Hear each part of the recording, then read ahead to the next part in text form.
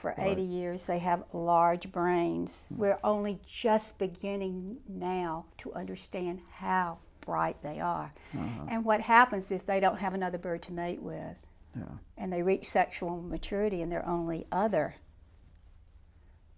companion is another human being. They get confused. They lose their birdness. So I'm playing with all of that. It sounds, as a writer and as an artist, was it? It sounds like it was very satisfying work for you. It's this book. It was fun. I enjoyed it. I know a book is working for me. A book of fiction is when the characters start to speak to me clearly, and when they take over.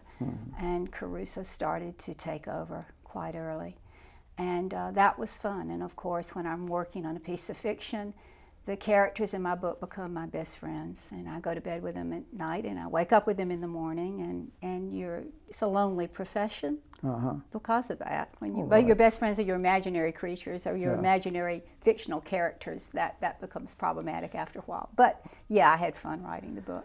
Now you gonna take a rest from writing now? Or you gonna what's on your agenda now? Well, I was going to take a rest, but I'm taking a rest from fiction, literary fiction, and now I'm working on a collection of essays about food and creativity and about my family, centered around my family. My father was a writer too, so right. That's your dad was what, Max Hyman? Mac Hyman, Mac Hyman.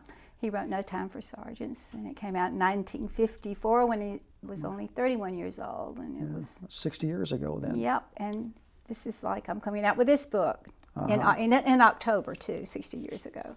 My so goodness. My book is out in October now. So, but yeah, so it's kind of an anniversary of sorts. Now between books, it's Woodman's Daughter came out in 2004 or 5. So it's been a while. 9 years then. So it has to be satisfying too to have another book out. Yeah, I actually wrote a book before this one, and it was supposed to be humorous, and I wasn't feeling so funny at the time, and I knew it wasn't working at any level. I absolutely hated it, and ended up shelving it after wasting quite a few years on it. It just wasn't happening for me. So this book really worked quite.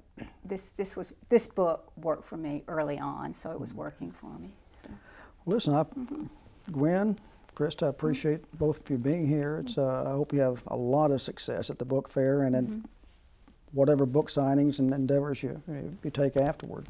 Thank you. Thank you so much. Okay, the book fair again. There's going to be some symposiums on November the 15th. Betty Bowles Ellison's will be talking about her, the true Mary Todd Lincoln biography. Louise Harrison, she's going to be writing, talking about My Kid Brother's Band. And Louise Harrison is a older sister of George Harrison. Of course, the band was the Beatles. So she's going to be there at the symposium. We're going to have another symposium on fiction writing at its best.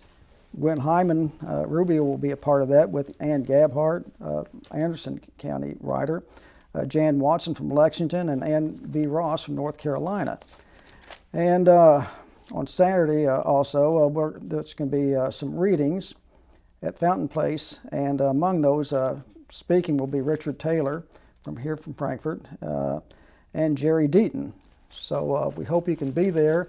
Again, our website is kybookfair.blogspot.com, and you can like us on Facebook as well. And there's all sorts of information there. We need some volunteers, so sign up for that as well. So we look forward to seeing you on November the 15th. Keep reading, and we'll see you then.